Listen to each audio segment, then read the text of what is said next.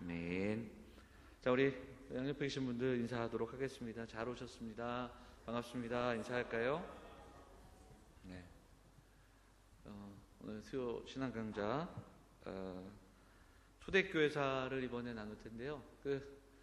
매번 제일 처음에 했었는데 이번에 맨 마지막에 하니까 또 마지막은 마지막대로 좀 힘드네요. 네, 그래서 날씨도 춥고 하지만 오신 분들 힘을 내서 3주 동안 이 교회사가요 막 엄청 재밌고 그렇지도 않지만 또 그렇다고 어렵고 그런 이야기들도 아니거든요. 그래서 이야기들을 해 나가면서 그 교회 역사 속에 있었던 믿음의 선진들의 이야기, 그리고 또 교회에 있었던 사건, 그리고 또 그 가운데 주셨던 은혜들을 우리에게 좀 적용해 보면 사실 1000년 전, 2000년 전에 있었던 일이 오늘 또 이 땅에서도 이루어지는 일과 그다지 다르지 않음을 보게 되거든요. 그래서 우리가 좀 보고 또 생각해보고 적용할 수 있는 그런 시간들이 됐으면 좋겠습니다.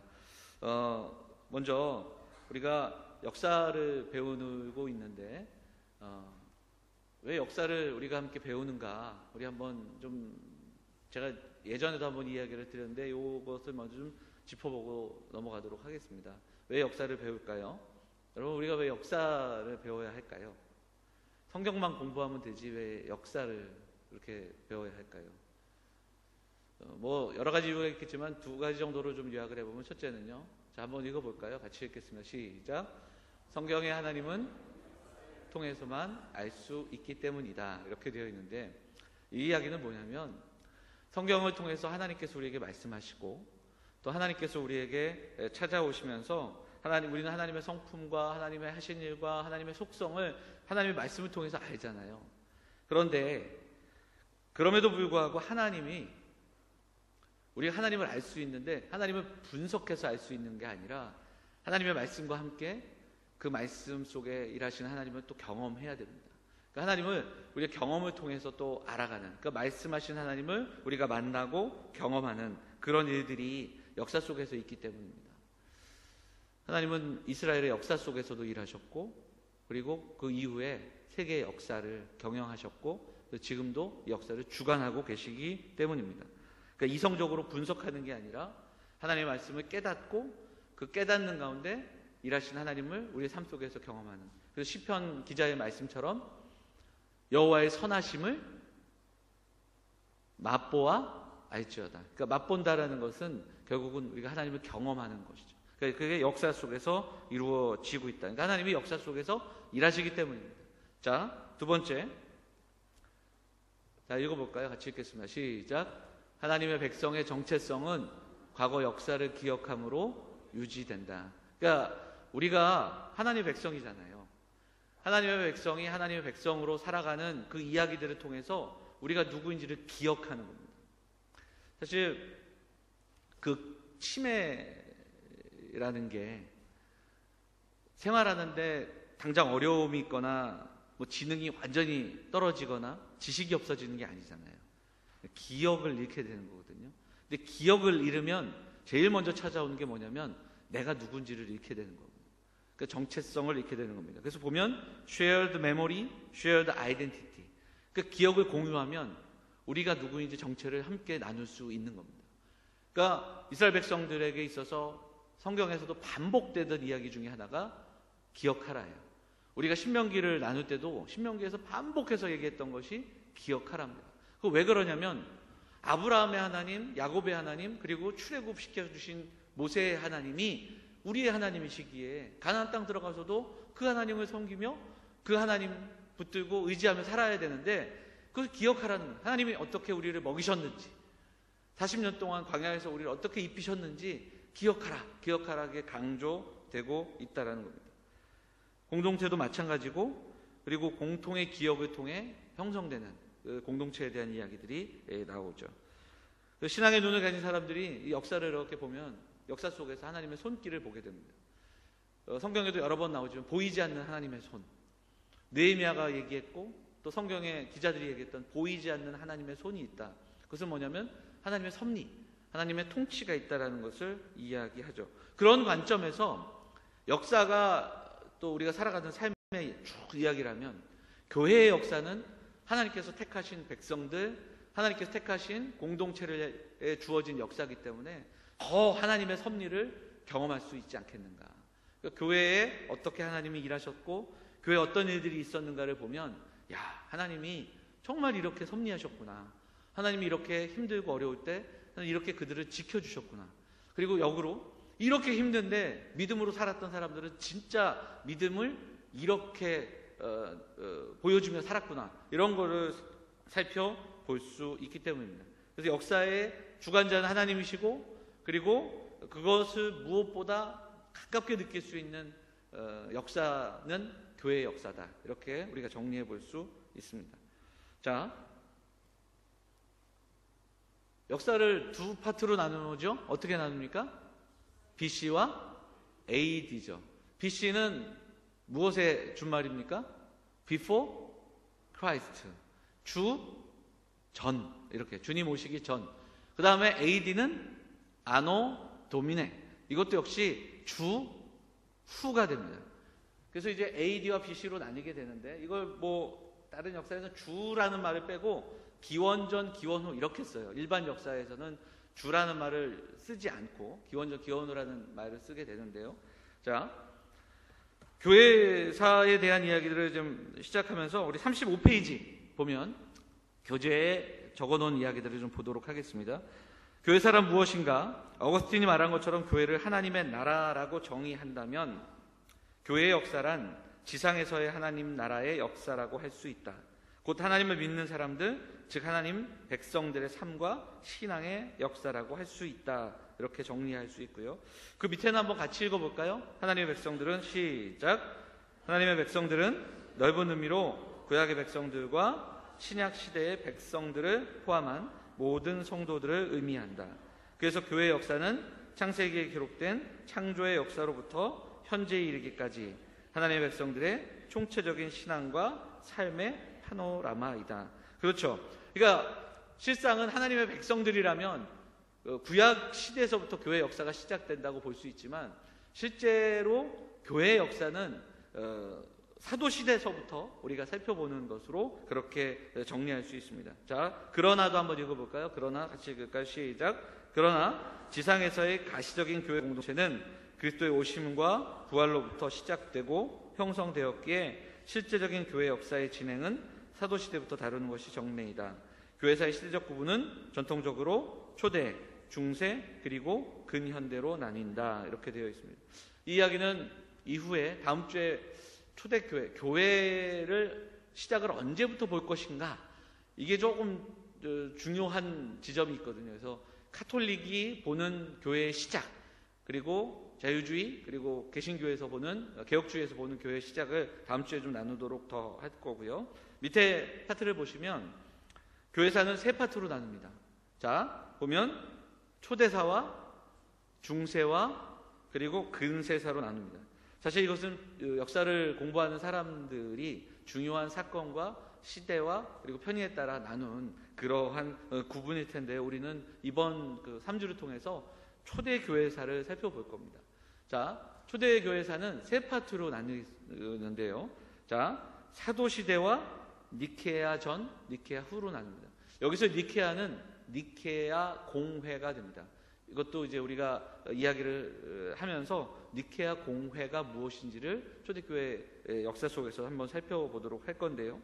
대략적으로 한 600년의 역사를 초대교회사가 차지하고 있는데 그 중에 사도시대, 니케아 전, 니케아 후 한 200년 정도씩 이렇게 역사의 흐름을 갖고 있습니다. 사도시대는 1년부터 170년까지, 그래서 교회 초기와 이 당시에는 이제 교회를 향한 박해가 있습니다. 그리고 10대 박해라 해서 교회가 박해받았던 이야기들이 있고, 교회가 콘스탄틴 황제를 통해서 공인되고 그리고 부상하면서 로마에서 인정되는 그런 교회가 되고, 그 이후에 교회의 세력이 강성해지고 그런 이야기들이 초대교회사 후반부에 이제 이어지는 것을 보게 됩니다. 초대교회사에 있어서 우리가 좀 살펴보기 전에 교회사가 왜 중요한가, 교회사의 흐름을 몇 가지만 좀 살펴보도록 하고 그다음 초대교회사로 들어가도록 하겠습니다. 첫 번째는 외부의 핍박입니다. 이게 36페이지에 이제 9가지 정도로 정리가 되어 있는데요. 자, 교회사의 중요한 흐름이에요. 첫째, 외부의 핍박입니다. 그 교회와 국가의 충돌, 이렇게 할 수 있는데요. 여러분, 그 복음이 어떤 나라에 들어갈 때 처음 복음이 들어가는 나라에선 그 국가와 교회의 충돌이 있습니다. 그러니까 그 국가 안에 전혀 복음을 듣지 못했고 그 지역 안에 복음을 알지 못했던 사람들이 있는 곳에 복음을 들고 들어가게 되면 거기에서부터는 충돌이 있고 제일 먼저 나타나는 것이 순교의 모습이 나타나게 되고요. 그리고 충돌하게 됩니다. 그러니까 대부분의 나라가 선교 초기에 그리고 복음이 들어갈 때 그런 동일한 일들을 겪습니다. 우리나라도 마찬가지죠. 우리나라도 복음이 처음 들어왔을 때 굉장히 많은 순교의 피가 있었고요. 박해도 있었습니다. 물론 카톨릭이 먼저 들어왔고 카톨릭에 대한 박해가 있었고 그 다음에 이제 기독교에 대한 박해가 있는데 교회사를 살펴보면 우리나라에 최초로 성경을 갖고 온 그 선교사 이름이 토마스인데요. 아마 이분이 이제 최초의 순교자 우리나라의 성경을 갖고 온 토마스 선교사입니다. 이분이 영국 선교사인데요. 이분이 우리나라에 들어오려고 여러 번 시도를 했는데 그게 잘 안 되다가 언제 들어오냐면 여러분 잘 아시는 그 신미양용 제네럴 셔머노라는 걸 타고 이분이 들어와요. 그런데 그 배가 대동강변에서 불타게 되고 그리고 이 토마스가 그 불타는 배에서 내려서 대동강변에 내립니다. 그런데 그때 어떻게 되냐면 그곳을 지키고 있던 관군들에 의해서 배에서 내린 사람들이 다 죽거든요. 칼로 목을 베어 죽을 때 토마스 선교사가 목이 베어 죽어요. 그런데 기록을 살펴보면 이 토마스 선교사가 성경을 3권 가지고 들어오거든요. 그 중에 3권을 이렇게 던지면서 이렇게 내려놓으면서 죽었다. 이제 우리 교회사를 이렇게 찾아보면 그렇게 되어 있고 그 중에 한 권은 박춘건이라는 사람이 주워서 가져가게 됩니다. 그게 누구냐면 바로 이 토마스 선교사를 칼로 죽인 사람이에요. 그런데 그 사람이 무슨 책인가 궁금하여 가져갔던 그 중국말로 된 그 성경을 그가 읽고 예수를 믿게 됐대요. 그래서 초대교회사에 박춘건이라는 이름이 있고요. 나머지 2권 중에 한 권은 그냥 이제 들려오는 얘기지만 그 한 권은 어떤 사람이 가져갔는데 내용도 모르는데 종이질이 너무 좋잖아요. 종이질이 좋으니까 어디에 썼을까요? 에? 화장실에. 종이질이 아무리 좋아도 그 당시에 화장실 쓰겠어요? 벽지를 쓴 거예요. 그래서 벽지를 썼는데 그 벽에 한 장씩 들어서 벽지를 쫙 썼는데 가만히 보니까 글씨가 되어 있으니까 근데 그곳을 온 몇몇 사람이 그것을 읽기 시작했고 그들이 신앙을 받아들이기 시작했다. 그런 기록을 보게 되고요. 그리고 또 기록상에 보면 그 벽지를 발랐던 그 방 그리고 그 집이 최초의 교회가 됐다. 그게 이제 평양의 널다리 교회다. 그런 기록들을 살펴볼 수 있습니다. 근데 복음이 어쨌든 어떤 국가에 들어갈 때 가장 먼저 충돌이 일어나거든요. 가지고 있었던 토착 종교 그리고 또 오래 가지고 있었던 그 종교들과 부딪히게 되고 그리고 순교하게 되는 그런 일들이 일어나게 되죠. 로마의 경우는 다르지만 로마가 이제 박해를 하지 않습니까? 로마의 경우는 다르지만 로마도 결국은 기독교를 박해하기 시작하고 그 박해가 오랫동안 지속되면서 많은 기독교인들이 죽게 되고 도망가게 되는 그런 일들이 있는데 지금 이 그림 여기 나오시는 거 보시면 이게 카타콤입니다. 카타콤인데 다른 그림을 한번 보시면 이런 그림을 좀 찾아볼 수 있더라고요.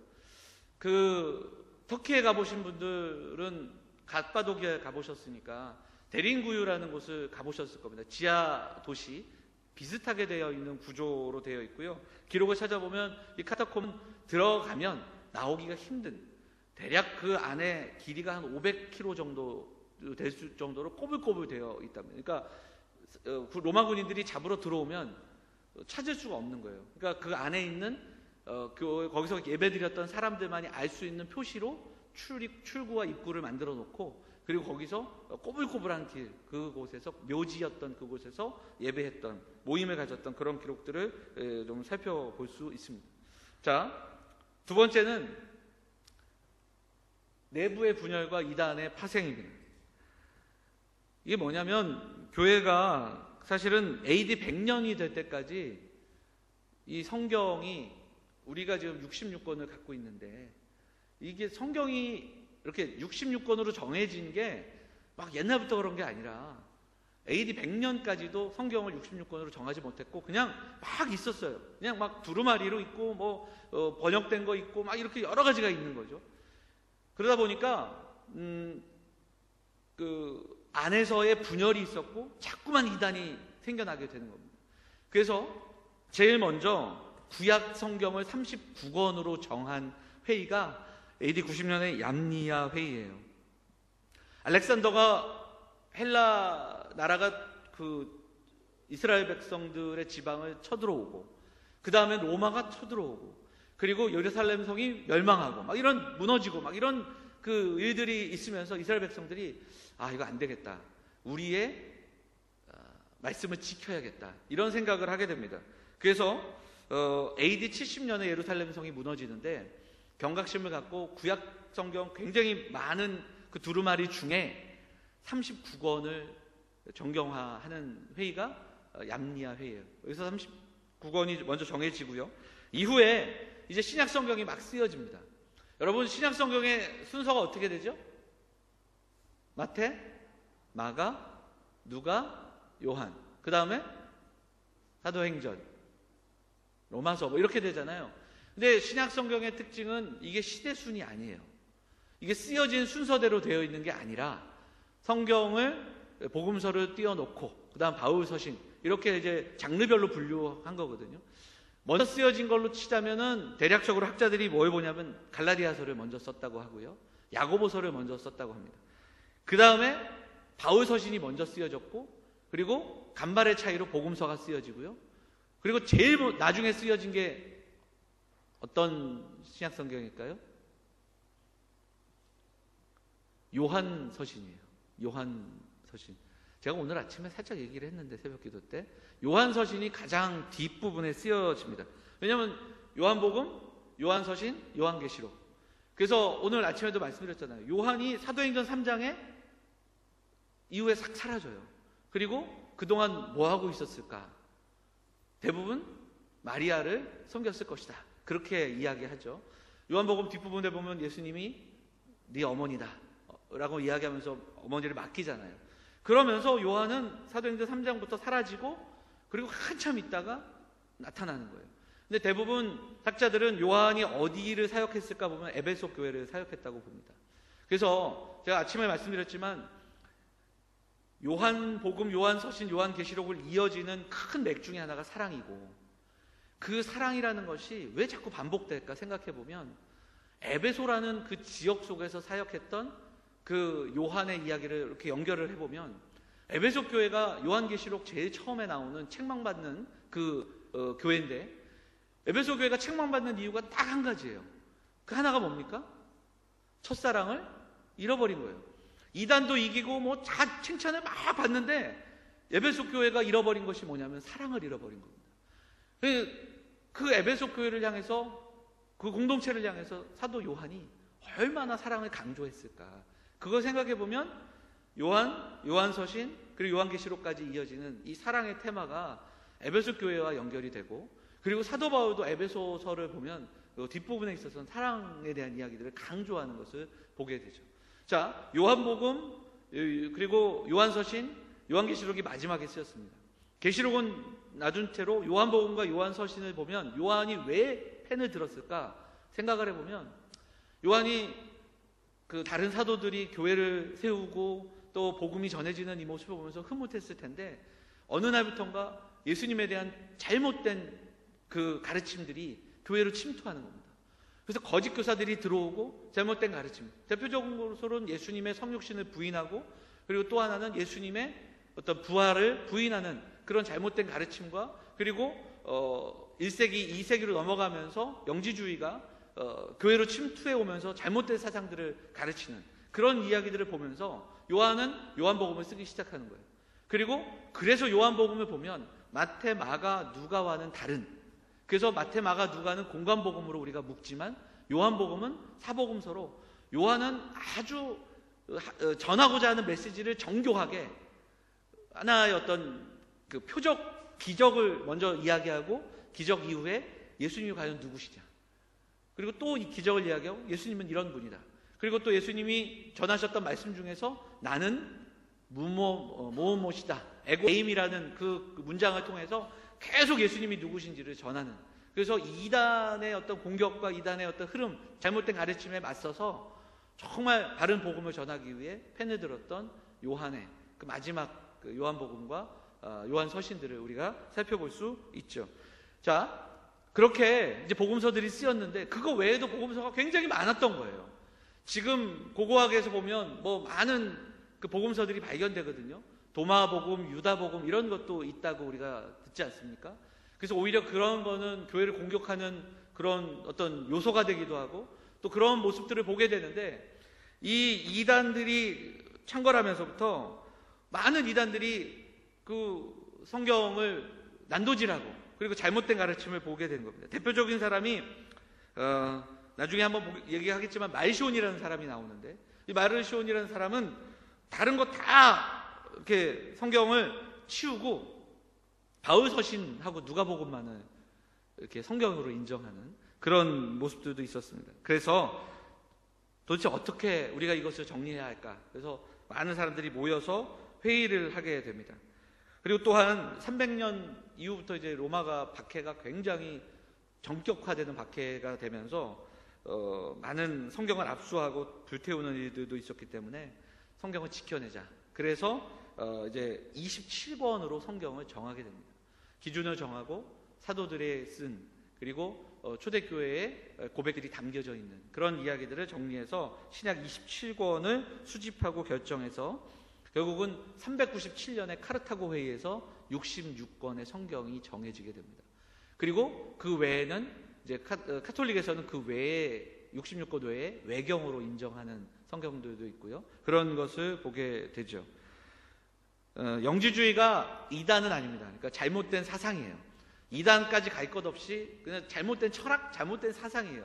근데 중요한 건 뭐냐면 이 영지주의가 들어가게 되면 그게 이단이 되는 그런 현상들이 자꾸 대두가 되게 되는 겁니다. 그렇기 때문에 텍스트를 정리할 필요가 있었다. 살펴볼 수 있죠. 자, 세 번째는 교회의 분파 문제입니다. 그러니까 교회가 역사 속에서 계속해서 나눠지고요. 이게 사실은 중세시대 때는 그럼에도 불구하고 카톨릭이라는 거대한 이런 그 기관이 장악을 했지만 종교개혁 이후에 오히려 교단이 많이 갈라지게 됩니다. 많은 교파가 생겨나게 돼요. 이거 왜 그러냐면 종교개혁이 우리에게 가져다 준 최대의 어떤 그 혜택이 뭐냐면 성경을 볼 수 있는 거예요. 종교개혁 이전에는 성도들은 성경을 볼 수가 없었어요. 라틴어로 된 성경. 그리고 그것이 이제 종교개혁 당시에 영어로 번역이 되고 독일어로 번역이 되고 막 이러면서 이제 번역이 되잖아요. 성경을 개인이 연구할 수 있게 되는 겁니다. 이게 개신교의 장점인데 우리 스스로 하나님의 말씀을 공부할 수 있게 되는 거예요. 근데 이게 가진 단점이 뭐냐면 성경을 해석하는 해석이 달라질 때 그게 분파가 되게 되는 거죠. 그래서 이제 종교개혁 이후에도 많이 나누어지게 되는 걸 보게 됩니다. 그리고 이것은 이후의 역사 속에서도 계속해서 교회가 갈라지죠. 대표적인 나라가 우리나라예요. 외국 학자들이 우리나라에 오면 깜짝 놀랍니다.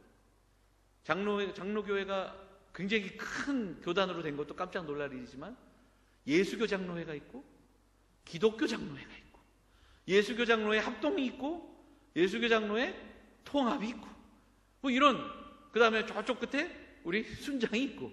그 사실 보세요. 예수교 장로회 예수잖아요. 기독교 장로회 기독이 뭐예요? 그리스도가 이제 한문으로 기독이에요. 그것도 그리스도교 장로예요. 근데 우리는 우리끼리 나눈 거예요. 그러니까 막 그 존 스투어트 목사님이 한국 와갖고 왜 한국은 왜 이렇게 예수교와 기독교가 싸우냐고, 다 같은 건데 뭐 이런 이야기들을 하거든요. 근데 이게 사실은 우리나라만의 이야기가 아니라 역사 속에서 끊임없이 분파가 있었고 나누어지는 그런 모습들이 있었다. 이걸 살펴볼 수 있고요. 네 번째는 교회와 정치와의 문제입니다.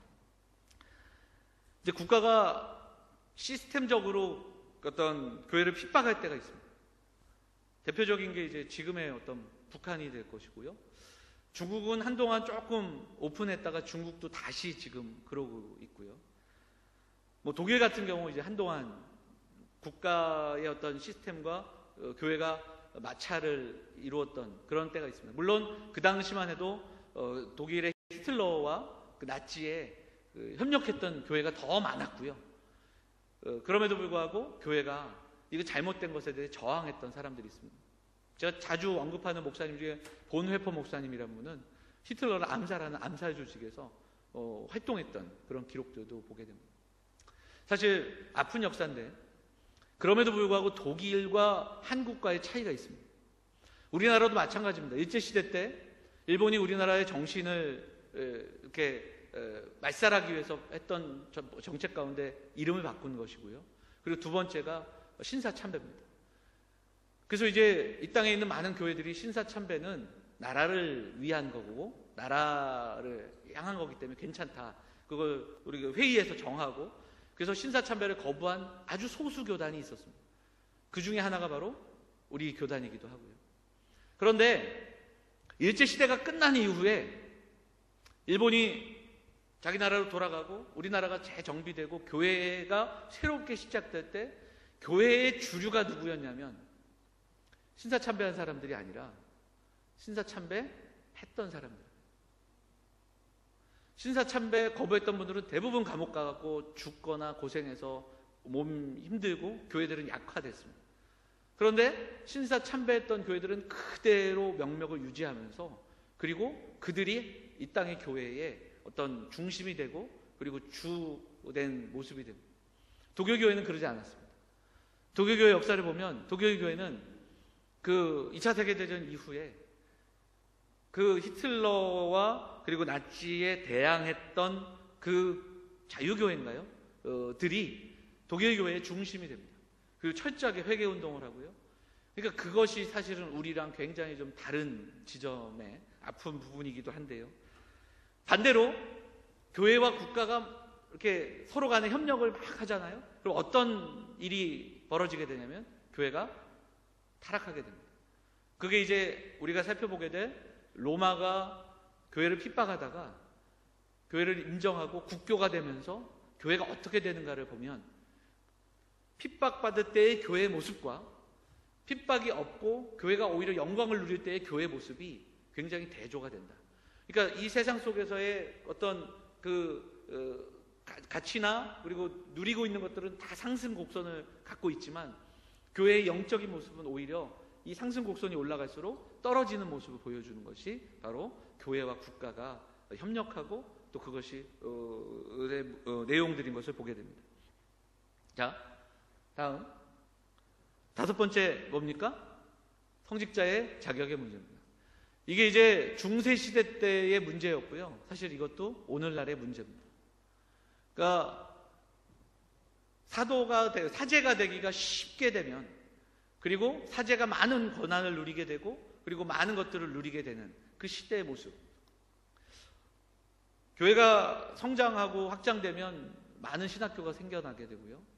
한국교회 같은 경우도 80년대를 지나면서 엄청난 부흥을 경험하게 됩니다.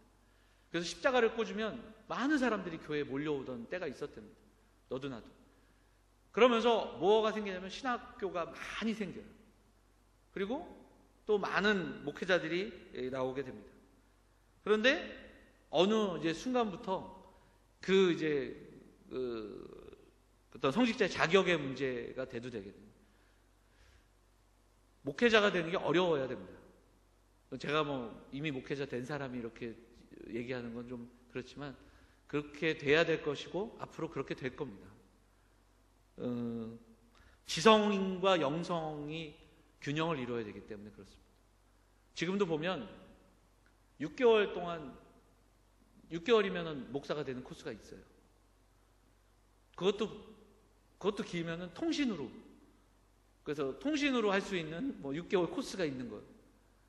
그러니까 그러면 안 되는 거죠. 왜냐하면 하나님의 말씀을 연구하고 그 말씀을 시대에 적용할 수 있어야 되기 때문에. 그리고 또한 그것만이 아니라 지성과 영성이 함께 동반되게 되기 때문에 신학교에서 끊임없이 그 두 가지를 같이 공부하고 그리고 준비된 사람들이 또 이 일들을 감당해야 되는 거죠. 자, 그 다음에 한번 읽어볼까요? 6번째 뭡니까? 같이 읽어볼까요? 시작. 공건주의와 교리주의의 갈등, 이렇게 되어 있습니다. 교회가 부흥하고요, 우리 교회들이 성장할 때 두 가지 양상이 일어납니다.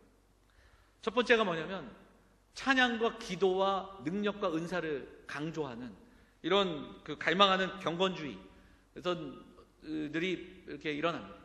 근데 이것의 단점은 잘못된 이단으로 갈 수가 있는 거예요. 은사주의, 지나친 은사주의, 그리고 또 지나친 성령주의로 갈 수 있는, 그래서 이단의 발생이 있고요. 왜 이럴까? 그건 교리의 부재입니다. 하나님의 말씀과 하나님의 말씀이 가르치고 있는 그 내용들을 제대로 배우지 않기 때문입니다.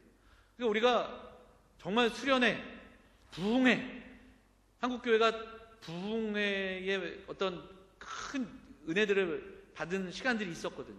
그러니까 부흥회를 통해서 은혜 받고 또 수련회를 통해서 은혜 받습니다. 뜨겁게 찬양하고, 그런데 사실 이것만으로 안 되더라는 거예요. 왜 그러냐면 말씀의 부재입니다. 교리가, 그리고 말씀이 부재했기 때문입니다. 교리와 신학이 우리의 삶에서도 우리의 지식에도 체계적으로 정리되지 않았기 때문에. 그런데 또 교리를 가르치고 또 말씀을 가르치는 가운데 또 어떤 현상이 일어나면 지나친 극보수주의가 생기는 거예요. 그러니까 사실은 우리가 하나님 찬양으로도 하나님께 영광 돌리고 또 함께 기도하면서 그 뜨거워지고 또 주시는 은혜를 경험할 수 있는데, 이것이 오히려 또 많이 제한되어지고 또 이것이 오히려 어떤 그 억제되는 그런 모습도 보게 되는 거죠. 사실 우리 교단 같은 경우는 후자일 겁니다. 그래서 앞에서 말씀드렸던 찬양과 그리고 어떤 기도의 은사들보다는 말씀 중심으로 우리 어른들이나 또 많은 앞선 세대에서 가르쳤습니다. 한국 교회에 막 찬양의 열풍이 들어올 때도 저희 교단에서는 이 안에서 기타를 칠 수가 없었고, 그리고 또 그런 음악을 할 수가 없었습니다. 그래서 굉장히 좀 늦은 어떤 그 편이다, 이렇게 살펴볼 수 있겠죠. 자, 7번째는 성경 중심과 적용의 문제입니다. 그러니까 세상 속에서 우리가 살아가는데 성경을 어떻게 우리가 이해하고 적용해야 될까? 그런데 또한 세상을 본받지 말아야 하는데, 이런 갈등의 문제들이 우리 안에 있는 겁니다. 기독교가 얼마만큼 사회 참여해야 될까? 요즘 성도들이 많이 물으시는데, 서초동에 가도 되나요? 광화문에 가도 되나요? 뭐 이런 거 이런 사회 참여 문제들, 이런 것에 대해서 우리가 좀 이야기할 수 있죠. 근데 세상을 배제하고 나서 수도원으로 갔던 때가 있거든요. 그럼 과연 지금 우리가 살아가는 이 시대는 과연 어떤 그 사회 참여와 어떻게 이야기하고 또 어떤 이야기들을 나눌 수 있을까? 그런 것들을 생각해 볼 수 있죠. 자, 그 다음 뭘까요? 구원론의 문제입니다. 이것은 교회사에서 끊임없이 강조되고 그리고 끊임없이 부딪혔던 문제입니다.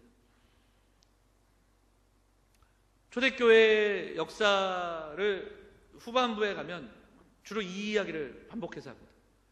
그래서 공회를 통해, 대표적으로는 그 니케아 공회를 전후로 해서 어거스틴과 펠라기우스 같은 사람들의 어떤 논쟁들이 있습니다. 그러니까 우리가 오직 은혜로 오직 믿음으로 구원받느냐? 아니다. 우리에게도 선한 의지가 있어서 우리도 우리의 힘과 우리의 어떤 응답으로, 하나님의 그 은혜에 대한 우리 반응으로 우리에게 구원이 주어진다. 이런 부딪힘들이 있었던 것을 보게 되죠. 마지막으로는 교회란 무엇인가? 이 문제가 교회사에서 끊임없이 이야기됩니다. 왜냐하면 1000년이 넘는 세월 동안 카톨릭 교회가 수직적인 피라미드 구조로 교회를 장악하고 있었고, 종교개혁 이후에 공동체로, 교회로 모이게 되는, 그리고 초대교회의 모습, 에클레시아로 돌아가고자 하는 이야기들이 계속해서 반복이 되기 때문에 이 이야기는 또 역사 속에서 반복되는 이야기들이다 살펴볼 수 있습니다. 이런 흐름들이 있습니다. 이건 이 9가지 흐름은 교회의 역사에 초대교회만 있던 게 아니라 중세, 그리고 현대, 근세와 현대에도 있는 겁니다. 그러니까 계속해서 반복이 되기 때문에 이 이야기들은 역사를 공부할 때마다 우리가 좀 나눌 수 있는 그런 이야기들인 것을 보게 됩니다. 자, 이제 초대교회사로 좀 들어가면요. 초대교회사, 이거는 아마 교재에 없을 텐데요. 초대교회사를 우리가 공부할 때 이 4가지만 기억하시면 됩니다. 오늘 요 핵심 쟁점 4가지만을 말씀을 드리고, 그다음에 로마에 대한 이야기를 좀 할 텐데, 초대교회사는 4가지 정말 중요한 게 있어요. 자, 첫 번째 뭡니까? 로마예요. 초대교회사를 알려면 로마를 알아야 돼요. 근데 로마를 알려면 신구약 중간사를 알아야 돼요. 그리고 제국의 역사를 알아야 됩니다. 그래서 오늘 이 이야기를 좀 더 할 거고요. 그래서 로마가 생성되기 전에 이스라엘의 역사에는 아수르가 있었고요. 바벨론이 있었고요. 그 다음 뭐가 있었죠? 바벨론 다음에 바사가 있잖아요. 바사. 우리가 페르시아로 알고 있는 메데와 바사가 있었고요. 그 다음에 헬라가 등장하고 그 다음에 로마가 등장합니다. 그러니까 그 역사의 흐름에서 로마가 어디까지 생성되게 되는 그 이야기들을 우리가 좀 나눠야 됩니다. 왜냐하면 로마가 나중에 기독교를 공인하잖아요. 그러니까 로마의 역사 속에 기독교는 아주 중요한 부분을 차지하기 때문입니다. 로마를 알아야 됩니다. 자, 두 번째, 박해입니다. 보통 10대 박해라고 이야기하는데 10명의 황제들로 인해서 일어났던 박해들입니다. 이 박해를 좀 살펴볼 겁니다. 그런데 이 박해의 특징 중에 하나는 뭐냐면 처음에는 그냥 조금 간헐적으로, 그러니까 처음에는 지역적으로 간헐적으로, 그러니까 로마라는 그 동네에서 로마 안에서 일어나는 박해, 그것도 항상 있는 게 아니라 어떤 사건이 있을 때, 또 무슨 일이 있을 때 잠깐 박해가 있다가 어느 시점에서부턴가 이 박해가 확장되면서 로마 전역으로 이 박해가 퍼져나가게 됩니다. 그래서 대박해가 시작이 되는 거죠. 그래서 초기에는 지역적이고 간헐적이었는데 나중에는 대규모 박해로 바뀌게 된다는 사실을 보게 됩니다. 그래서 많은 사람들이 어디까지 도망갑니까? 터키, 소아시아의 끝까지 도망가게 되는 거죠. 베드로 사도가 베드로 전서를 쓸 때 거기 보면 그 흩어져 있는 많은 성도들의 그 어떤 있는 편지를 받는 지역이 나오거든요. 어디까지 갑바도기아와 어디 있는 성도들에게 이 편지를 하오니 다 흩어진 사람들의 이야기입니다. 그때 박해가 있었습니다. 자, 세 번째는 이단입니다. 초대교회사에 있었던 이단을 우리가 그냥 넘어갈 수는 없습니다. 그래서 이단이 혼합사상인데요. 사실 영지주의를 이야기하게 될 텐데요. 영지주의는 혼합사상이다 이렇게 보는 게 맞습니다. 근데 이 혼합사상이 결국은 이단을 만들어내게 되는 거예요. 그 이야기들을 좀 살펴보겠고요. 마지막으로 교부들입니다. 교부들에 대해서 나눌 때는 인물과 사건으로 우리가 정리가 될 텐데요. 보면 이게 어떤 이거냐면 이단 종파들이 생겨나지 않습니까? 그러면 그것에 대해서 맞섰던 사람들이 나와요. 그리고 그것에 맞서서 일어났던 사건이라 하면 종교회의입니다. 그러니까 그 당시 있었던 그 이단들이 일어날 때마다 어떻게 했냐면 종교회의를 통해서 이것이 옳으냐 그르냐 또 이것이 맞냐 틀리냐를 회의를 통해서 결정하고 그리고 선포하고 이런 일들이 있었기 때문에 그렇습니다. 그래서 교부들을 통해서 인물과 사건을 중심으로 그리고 여기에서 이제 교리가 좀씩 확정되는 그런 내용들을 살펴볼 수 있습니다. 자, 한번 볼까요? 초대교회사 이 4개만 알면 됩니다. 자, 첫 번째 우리가 앞으로 살펴보게 될 첫 번째가 뭐예요? 로마예요. 로마라는 나라, 그리고 그 로마를 알기 위해 신구약 중간의 이야기들을 좀 나눌 거고요. 두 번째가 박해입니다. 10대 박해. 그리고 세 번째가 이단, 마지막은 교부들입니다. 자, 시간이 없으니까 그냥 좀 넘어가도록 하겠습니다. 자, 보면 37페이지에 있는 신구약 중간사를 보시면 지도가 나오죠. 지도를 한번 보세요. 이 지도는 아수르와 바벨론 당시의 지도입니다. 보시면 아수르 제국이 맨 중앙에 있죠. 자, 여기에 동그라미를 하나 치시고 바벨론 제국 어디 있는지 보이십니까? 바벨론에도 동그라미를 치세요. 이에 비해서 유다와 이스라엘은 예루살렘이 있는 아주 저쪽에 변두리에 있는 작은 나라입니다. 사실 이 당시에는 아수르, 바벨론, 애국 이 세 가지 큰 제국이 이 근동지방의 어떤 열쇠를 갖고 있었는데 우세를 갖고 있었는데 이스라엘은 그나마 그 작은 나라가 남북으로 나뉘어서 있었던 그 형국이 바로 이 시대입니다. 이걸 보면 우리나라를 떠올리게 돼요. 그래서 우리나라를 둘러싸고 요즘 가뜩이나 요즘 있잖아요. 지소미아 이야기하면서 중국도 그리고 일본도 미국도 그렇게 소련까지도 관심을 갖고 있는데 우리는 작은 나라임에도 불구하고 반도에 있으면서 남북이 나뉘어져 있는 거예요.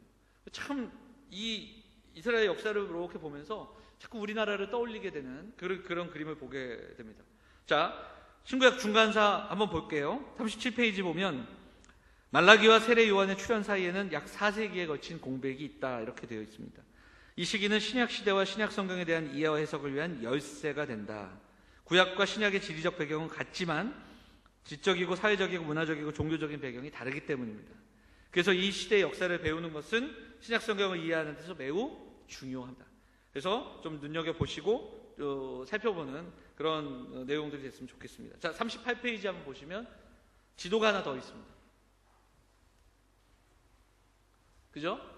요거는 바벨론이 이제 패망할 때에 그 메대와 바사가 엄청난 그 왕국을 갖고 있는 그때의 지도입니다. 가만히 보시면 왼쪽에는 마게도냐가 있고요. 이 마게도냐가 나중에 알렉산더의 헬라 나라가 됩니다. 그리고 나서 유다가 있고요. 북이스라엘은 이미 없어졌고 바벨론 제국이 있고 메대와 바사가 이렇게 있습니다.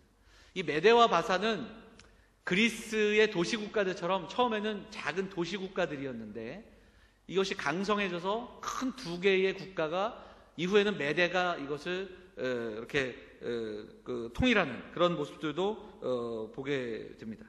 자, 먼저 아수르와 바벨론을 좀 나누게 될 텐데요. 요거는 간단하게 살펴보면서 그냥 그 나라들의 어떤 경영에 대한 이야기들을 좀 해보도록 하겠습니다. 아수르 하면 요나와 나훔을 생각할 수 있습니다. 왜냐하면 아수르와 연결된 선지자가 2명 있는데 그들이 누구예요? 요나와 나훔입니다. 자, 우리가 요나를 주일날 살펴보고 있는데 요나가 어떤 명령을 받아요? 어디로 가라고? 니누에로 가라고 명령을 받잖아요. 그럼 니누에는 어디입니까? 아수르의 수도예요. 다시 한번 볼까요? 37페이지 지도를 한번 보세요.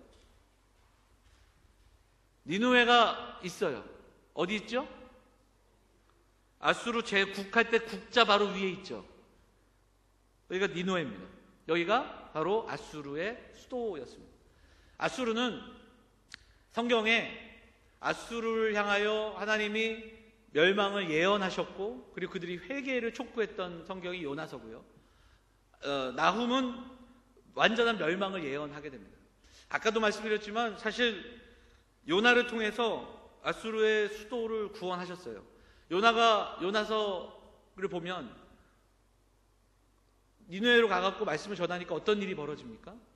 막 통곡하면서 니느웨 성 왕이 베옷을 입고 막 백성들이 회개한다고요. 그리고 그걸 보고 요나는 더 화를 내죠. 저들을 저렇게 회개하게 놔두시냐 뭐 이런 그 모습들이 나오는데요. 근데 그럼에도 불구하고 1세기가 채 지나지 않아 아수르에는 멸망의 메시지가 다시 선포되고 멸망하게 됩니다. 이걸 보면 우리가 한번 울고 한번 흐느껴 울면서 감정적인 어떤 통해가 있고 회개가 있을지라도 이것만이 회개가 아니라는 걸 보게 돼요. 그러니까 회개에 합당한 열매들이 있어야 됩니다. 그리고 그것이 계속해서 가르쳐져야 되는 거죠. 그러니까 한번 우리가 막 너무 슬프고 너무 감격해서 울 수 있어요. 근데 이것이 감정적인 어떤 회개가 아니라 정말 진정한 회개가 되기 위해서는 회개에 합당한 열매를 맺어야 되는데 이 아수르의 모습은 그렇지 않다. 니느웨의 모습은 그렇지 않다는 걸 보게 됩니다. 사실 아수르는 세계 역사에서 잠시 동안 사라집니다. 그 아수르라는 나라가 있었느냐? 왜냐하면 이 니느웨 같은 경우는 흔적 없이 사라지거든요. 성경의 예언대로 어떻게 되냐면 완전히 물에 잠겨버리는 도시가 됩니다. 그래서 물로 망하는 그 니느웨가 땅에 묻히게 되는데 이후에 그 고고학자들이 아주 후에 이거 니느웨의 흔적들, 아수르의 문화들을 발견하게 되고 그러고 나서 아수르가 다시 세계 역사 속에서 대두가 되게 되는데 아수르는 식민 정책을 펼 때 어떤 정책을 폈는가? 그들은 포로로 잡아가서 혼인을 시킵니다. 그러니까 이게 어떤 이야기냐면 섞어 버리는 거예요. 그래서 혼혈 정책을 펼치는 그 정책을 보게 됩니다. 북이스라엘 땅에 아수르 사람들을 이주시켜서 같이 섞여 살게 하고 그리고 또 북이스라엘 사람들을 또 니느웨로 데려가서 섞여 살게 합니다. 그래서 결국은 어떻게 되냐면 혼합 민족이 되게 하는 거죠. 그래서 북이스라엘의 땅에 그 혼혈 민족들이 생겨나게 되고 유대인들은 그들을 바라보면서 자기들과는 선을 그으면서 그들을 뭐라고 얘기합니까? 사마리아인, 이렇게 이야기하는 거예요. 사마리아 지방에는 혼혈이었던 사람들이 살게 되는 그런 이야기들을 보게 됩니다. 자,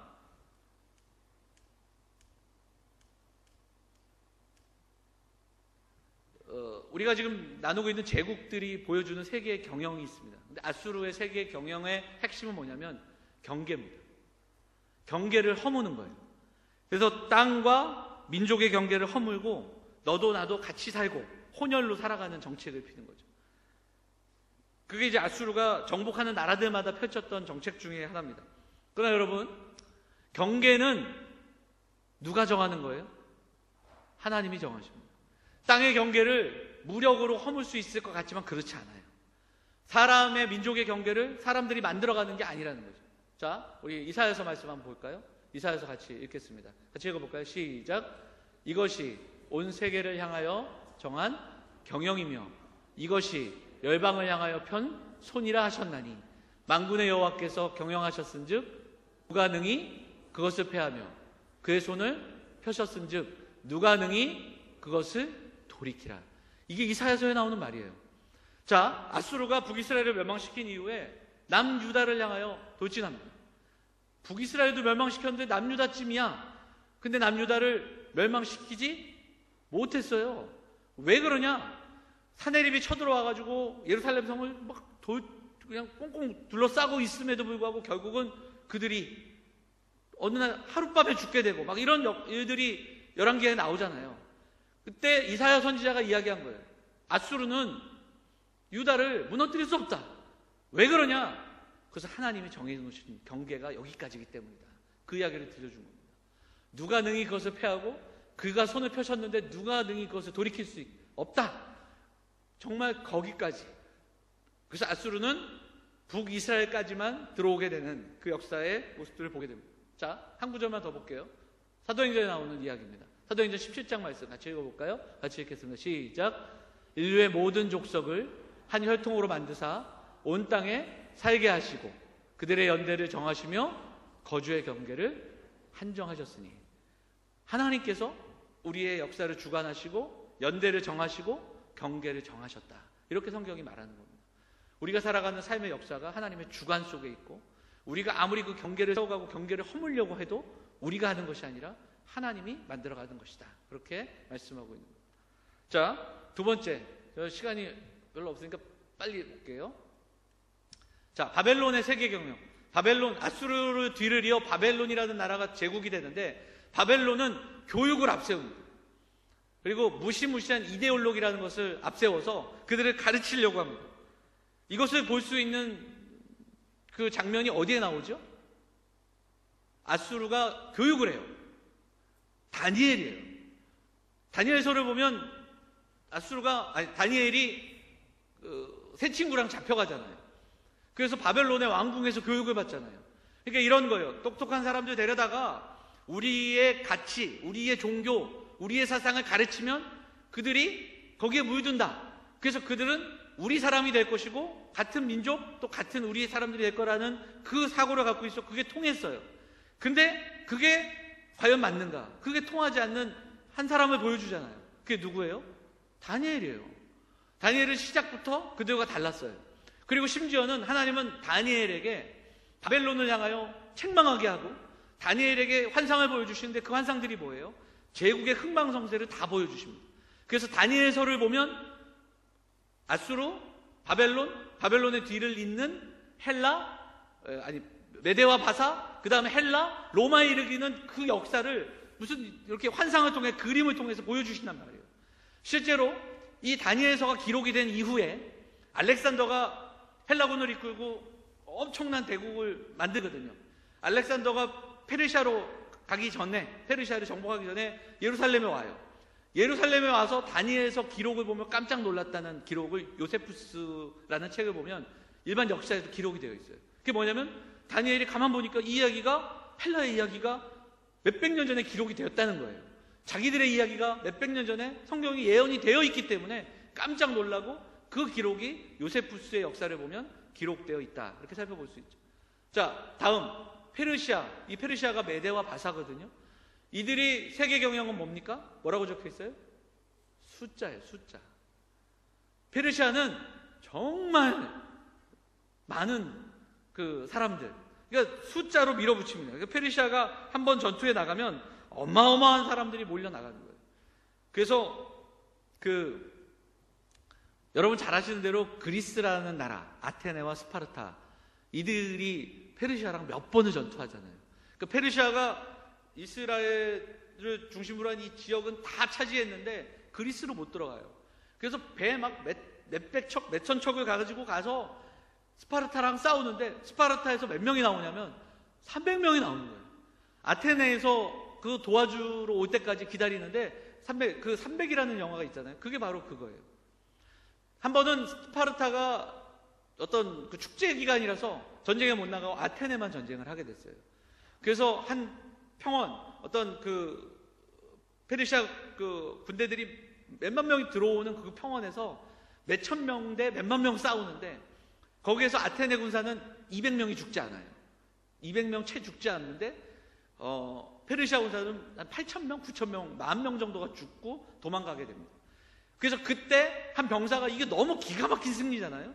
그래서 그 병사가 아테네까지 막 뛰어가잖아요. 그래서 딱 도착해서 우리가 이겼다 그러고 죽잖아요. 근데 그 평원의 이름이 어디냐면 마라톤 평원이에요. 그래서 그 군사가 뛰어온 거리를 대충 계산했을 때 42km, 40.19, 그래서 마라톤이 생겨난 거예요. 페르시아 이 메데파사는 지금의 이란이에요.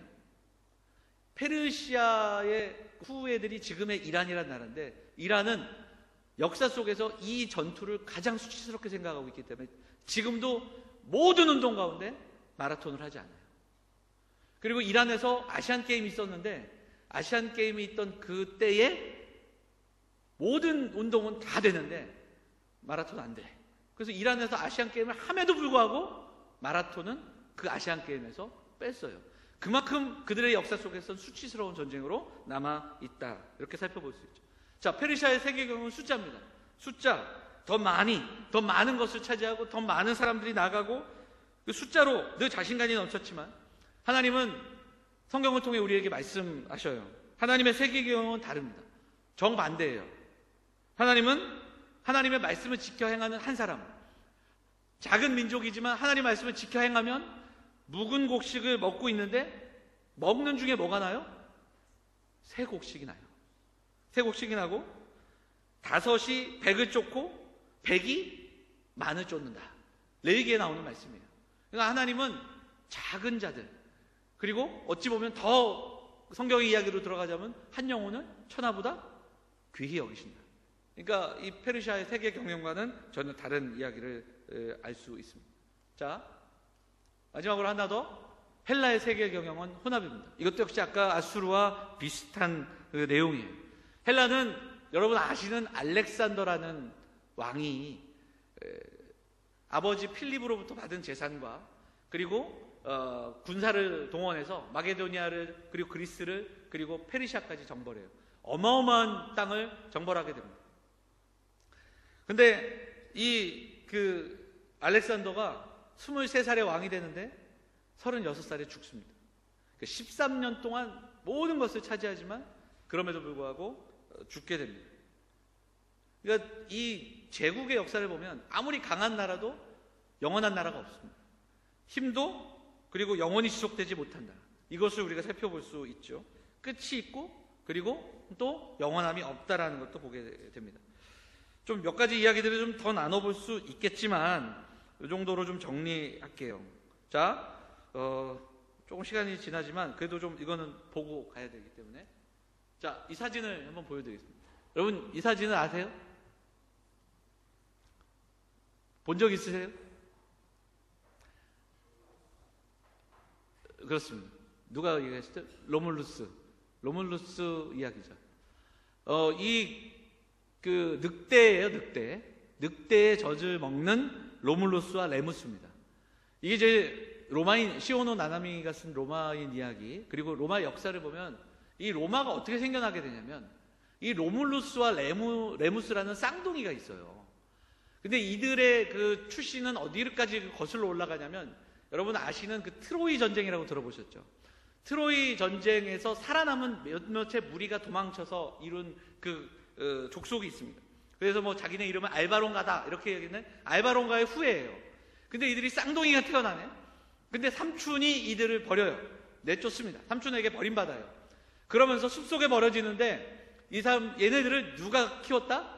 늑대가 키웠다. 그러니까 이게 사실은 설화죠, 설화. 우리나라도 보면 뭐 다 이렇게 삼국시대 때부터 뭐 그 전으로 거슬러 설화가 있잖아요. 그런 거예요. 그런데 이 로물루스와 레무스가 늑대 젖을 먹으며 자랐고 이들이 양치기로 자라다가 양치기들을 모아서 새를 귀합하고 그러면서 이웃과 전투를 벌이면서 점점 커지고 다시 자기를 버린 알바론가로 돌아가 복수하고 큰 세력을 이루게 됩니다. 그러면서 이제 나라를 건설하게 되는데 그 나라가 로물루스의 이름을 따서 로마가 되는 거예요. 물론 로물루스와 레무스도요, 로마를 건설하는 과정 속에서 패권을 차지하기 위해 싸웁니다. 그래서 누가 이기냐면 로물루스가 이겨요. 로물루스가 이겨서 결국은 그 이름을 따라 로마가 됩니다. 이 로물루스는 로마를 이렇게 세우면서 전쟁을 여러 번 하잖아요. 엄청난 전쟁을 하는데 그 정책이 뭐냐면 관용이에요. 아까 계속해서 나왔던 여러 가지 그 세계 경영이 있는데 로마는 관용입니다. 관용이 어떤 정책을 폈냐면 자유를 주는 거예요. 그러니까 우리가 정복했다고 해서 그들을 노예 삼지 않아요. 그들이 그 땅에서 잘 살게 해줘요. 그리고 그 땅에서 그리고 자유롭게 살게 해주고 심지어는 세금을 걷긴 하지만 그 안에서 착실하게 그리고 로마에 잘하는 사람들을 뽑아서 로마에 뭘 줘요? 시민권을 주는 거예요. 그래서 그들에게는 엄청난 권리를 부여하게 되고 그러니까 충성해요, 안 해요? 충성하기 시작하는 거예요. 그러니까 그 지방에서 유력했던 사람들이 로마가 그들에게 권한 주죠. 그들의 땅 인정해 주죠. 그리고 노예 삼지 않죠. 그리고 심지어는 그들을 로마 시민까지 삼아주니까 로마가 전쟁에서 이긴 그 땅들은 다 하나둘씩 로마에 복종하게 되고 로마는 엄청난 대국을 이루게 되는 거죠. 어느 정도냐면 지금 이 지도상에서 빨간색 있잖아요. 이게 다 로마 제국이에요. 가장 강성할 때 로마 제국의 땅이 이 정도입니다. 가만히 보시면 저기 잘 안 보이실 텐데 제가 이렇게 뭐 바다 안에 우리라고 써 있는 거 보이세요? 이 지중해거든요. 지중해를 그 사람들이 뭐라고 이야기하냐면 마레 인터눔 노스트룸 뭐 이렇게 이야기하는데 이게 뭐냐면 우리 안에 바다. 그러니까 땅을 워낙 많이 차지했으니까 그 넓은 지중해가 로마 땅 안에 있는 거예요. 그러니까 로마는 지중해를 한때는 호수라고 얘기해요. 우리들의 호수, 우리 안에 바다. 그만큼 저 스페인 땅까지, 북아프리카 땅까지 로마가 엄청난 그 땅을 차지했던 거죠. 우리 안에 바다를 가질 정도로 엄청난 제국을 확장했습니다. 로마는 처음에 공화정이라는 시스템으로 시작했는데 이후에 엠파이어, 제국으로 바뀌게 됩니다. 황제를 세우게 되고요. 첫 번째 황제가 이 사람인데요. 옥타비아누스입니다. 옥타비아누스. 이 사람이 누구냐면 누가복음 2장 1절에 보면 누가 명을 내립니까? 누가복음 2장 1절. 가이사 아구스토가 명을 내려 또 다 호적을 하게 하니 그래서 그때 마리아와 요셉이 베들레헴에 간다. 2장 1절이 그렇게 시작되거든요. 그때 가이사 아구스토가 바로 이 황제입니다. 첫 번째 황제. 그러니까 로마의 역사는 공화정 시대가 있고 그리고 수많은 전쟁과 전투가 있었지만 이후에 황제의 시대가 도래하면서 첫 번째 황제는 바로 이 옥타비아누스다. 이렇게 살펴볼 수 있습니다. 이러면서 로마가 시작이 되는 거예요. 그리고 이렇게 엄청난 제국으로 발전하게 되는 겁니다. 다음 주에는 그럼 이 로마에 대해서 조금 더 살펴보면서 로마의 종교와 로마가 갖고 있던 사상을 좀 살펴볼 거고요. 그 다음에 이 로마 안에서 어떤 박해가 있었는가. 초대교회가 생성되면서 이 로마와 로마 제국 안에서 박해를 받게 되는 이야기들을 좀 나눠보도록 하겠습니다. 시간이 조금 지났는데요. 오늘 여기까지만 정리하도록 하겠습니다. 좀 빨리빨리 진행하다 보니까 좀 따라가기 힘든 부분들도 있으실 텐데 그럼에도 불구하고 또 그렇게 어려운 내용들이 아니니까요. 그냥 이야기를 듣는다 생각하시고 따라오시면서 우리가 좀 다음 주하고 다다음 주는 굉장히 중요한 내용이니까 빠지지 마시고 그래서 진짜 이제 초대교회사가 시작이 되는 거예요. 오늘은 서론 같은 이야기들을 쭉 나눴고요. 10대 박해를 공부하고 그 다음에 초대교회 이단들을 공부하면서 좀 오늘 살아가는 우리에게 좀 적용해 볼 수 있는 초대교회사가 됐으면 좋겠습니다. 자, 우리 잠깐 기도하겠습니다. 사랑과 은혜가 풍성하신 하나님 감사합니다. 오늘을 살아가는 우리가 이전의 역사들을 공부하면서 하나님께서 다스리시고 하나님께서 통치하신 그 역사 속에 일하심을 묵상하게 하시고, 그리고 이 수요 신앙 강좌 시간을 통해서 교회의 역사를 통하여 하나님의 일하심을 다시 한번 우리의 교회에 적용할 수 있는 귀한 시간 될 수 있도록 인도하여 주옵소서. 오늘도 이 땅을 섭리하신 하나님을 믿으며 하나님의 교회, 그리고 이 땅 가운데 주신 귀한 공동체를 세워나가는 믿음의 공동체 될 수 있도록 인도하여 주옵소서. 추운 날씨 가운데 돌아가는 발걸음 지키시고 함께하여 주시고, 또한 우리가 또 모이는 그 시간까지 날마다 하나님 은혜 가운데 살아가는 우리 성도들 될 수 있도록 인도하여 주옵소서. 이 모든 말씀 우리를 권하신 예수 그리스도의 이름으로 감사하며 기도하옵나이다. 아멘. 예.